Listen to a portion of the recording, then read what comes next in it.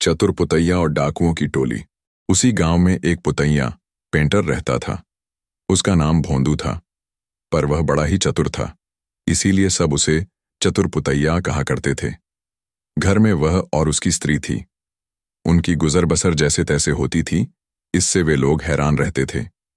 एक दिन चतुर पुतैये ने सोचा कि गांव में रहकर तो उनकी हालत सुधरने से रही, तब क्यों ना वह कुछ दिन के लिए शहर चला जाए और वहां से थोड़ी कमाई कर लाए। स्त्री से सलाह की तो उसने भी जाने की अनुमति दे दी। वह शहर पहुंच गया। मेहनती तो वह था ही, सूझबूझ भी उसमें खूब थी। कुछ ही दिनों में उसने 100 रुपये कमा लिए। इसके बाद वह गांव को रवाना हो गया। रास्ते में घना जंगल पड़ता था। जंगल में डाकू रहते थे। चतुर पुतैये ने मन ही मन कहा कि वह रुपये ले जाएगा तो डाकू छीन लेंगे। उसने उपाय खोजा, एक घोड़ी खरीदी और कुछ रुपये उसकी पूंछ में बांधकर चल दिया। देखते देखते डाकुओं ने उसे घेरा। बोले, बड़ी कमाई करके लाया है बेटा भोंदू, ला निकाल रुपये। चतुर पुतैये ने कहा, रुपये मेरे पास कहाँ हैं, जो थे उससे यह घोड़ी खरीद लाया हूं। इस घोड़ी की बड़ी करामात है, मुझे यह रोज 50 रुपये देती है। इतना कहकर उसने मारा पूंछ में डंडा कि खण खण करके 50 रुपये निकल पड़े। डाकुओं का सरदार बोला, सुन भाई, यह घोड़ी तुमने कितने में खरीदी है? चतुर पुतैये ने कहा, क्यों, उससे तुम्हें क्या? वह बोला, हमें रुपये नहीं चाहिए, ये घोड़ी दे दो। नहीं, भोंदू ने गंभीरता से कहा, मैं ऐसा नहीं कर सकता, मेरी रोजी की आमदनी बंद हो जाएगी। सरदार बोला, ये ले, घोड़ी के लिए 100 रुपये। चतुर पुतैये ने और आग्रह करना ठीक नहीं समझा। रुपये लेकर घोड़ी उन्हें दे दी और गांव की ओर चल पड़ा। घर आकर सारा किस्सा अपनी स्त्री को सुना दिया। उसने कहा, हो न हो, 2-4 दिन में डाकू यहां आए बिना नहीं रहेंगे, हमें तैयार रहना चाहिए। अगले दिन वह खरगोश के 2 एक से बच्चे ले आया। एक उसने स्त्री को दिया। बोला, मैं रात को बाहर की कोठरी में बैठ जाया करूंगा। जैसे ही डाकू आए, इस खरगोश के बच्चे को यह कहकर छोड़ देना कि जा भोंदू को बुला ला, आगे मैं संभाल लूंगा। डाकुओं का सरदार घोड़ी को लेकर अपने घर गया और रात को आंगन में खड़ा करके पूंछ में डंडा मारा और बोला, ला रुपये। रुपये कहाँ से आते? उसने कस कस कर कई डंडे पहले तो पूंछ में मारे, फिर कमर में। घोड़ी ने लीद कर दी, पर रुपये नहीं दिए। सरदार समझ गया कि चतुर पुतैये ने बदमाशी की है, पर उसने अपने साथियों से कुछ भी नहीं कहा। घोड़ी दूसरे के यहां गई, तीसरे के यहां गई, उसकी खूब मरम्मत हुई, पर रुपये बेचारी कहां से देती। चतुरी ने उन्हें मूर्ख बना दिया, लेकिन इस बात को अपने साथी से कहे तो कैसे? उसकी हंसाई जो होगी। आखिर 5वें डाकू के यहां जाकर घोड़ी ने दम तोड़ दिया। तब भेद खुला। फिर सारे डाकू मिलकर एक रात को भोंदू के घर पहुंच गए। दरवाजा खटखाया। भोंदू की घरवाली ने खोल दिया। सरदार ने पूछा, कहाँ है भोंदू का बच्चा? स्त्री बोली, वह पुताई करने गए हैं, आप लोग बैठें, मैं अभी बुला देती हूं।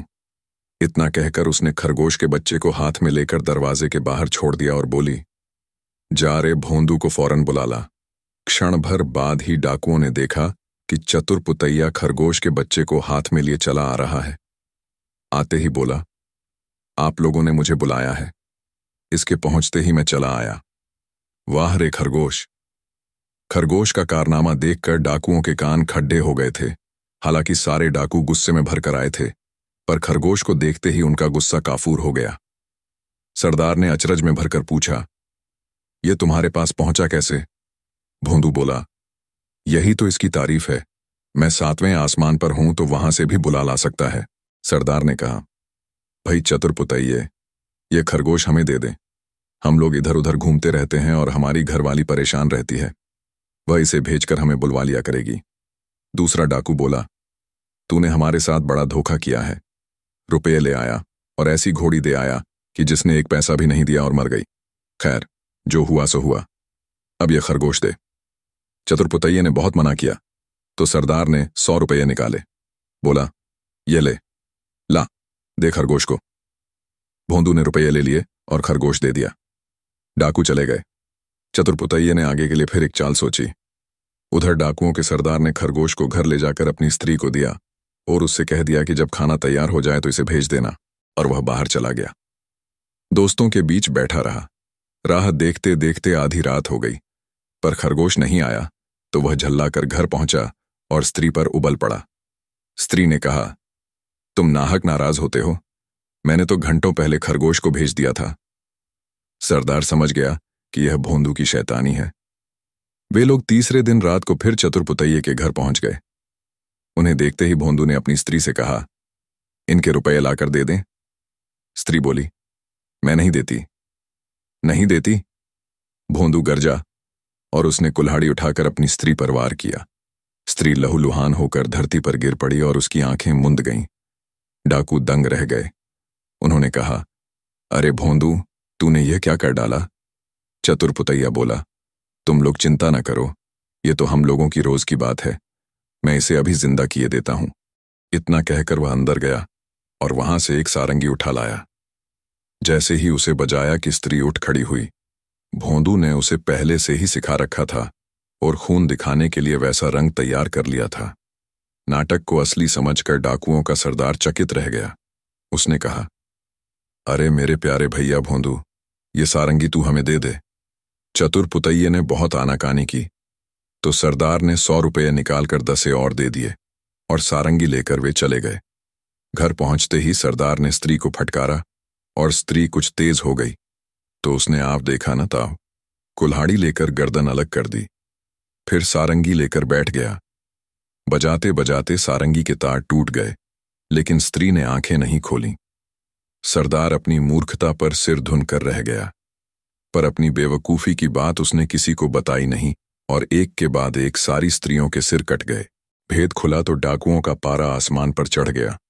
वे फौरन चतुरपुतैये के घर पहुंचे और उसे पकड़कर एक बोरी में बंद कर नदी में डुबोने ले चले। रात भर चलकर सवेरे वे एक मंदिर पर पहुंचे। थोड़ी दूर पर नदी थी। उन्होंने बोरी को मंदिर पर रख दिया और सब चले गए। उनके जाते ही चतुरपुतैया चिल्लाया, मुझे नहीं करनी, मुझे नहीं करनी। संयोग से उसी समय एक चोर एक गांव में चोरी करके उधर से निकल रहा था। उसने आवाज सुनी तो बोरी के पास गया। बोला, क्या बात है? चतुरपुतैये ने कहा, क्या बताऊं, राजा के लोग मेरे पीछे पड़े हैं कि राजकुमारी से विवाह कर लूं, लेकिन यह मैं कैसे करूं? लड़की कानी है, ये लोग मुझे पकड़कर ब्याह करने ले जा रहे हैं। ओहो, ये तो कोई पगला है जो राजा की लड़ेनकी से ब्याह करने को मना कर रहा है। अगर मैं इसकी जगह हूं तो राजा का दामाद बनकर पूरा राज्य ही लूट लूं। चोर ने मन में सोचा।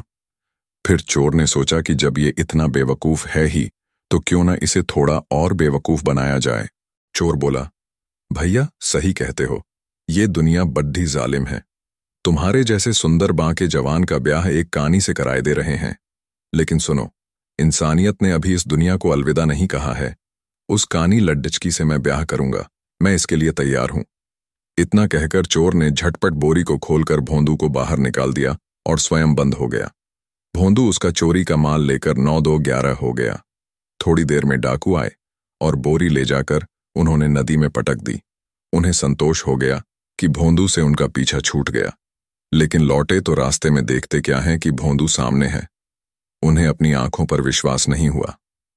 पास आकर चतुरपुतैये से पूछा, क्या बे, तू यहां कैसे? वह बोला, आप लोगों ने मुझे नदी में उथले पानी में डाला, इसलिए ये सब थोड़े से रुपये पैसे जेवर ही मेरे हाथ पड़े। अगर गहरे पानी में डाला होता तो हीरे जवाहरात मिलते। हीरे जवाहरात का नाम सुनकर सरदार के मुंह में पानी भर आया। बोला, भैया भोंदू, तू हमें ले चल और हीरे जवाहरात दिलवा दे। चतुरपुतैया तो यह चाहता ही था। वह उन्हें लेकर नदी पर गया। बोला, देखो, जितनी देर पानी में रहोगे उतना ही लाभ होगा। तुम सब एक एक भारी पत्थर गले में बांध लो। लोभी क्या नहीं कर सकता। उन्होंने अपने गलों में पत्थर बांध लिए और एक कतार में खड़े हो गए।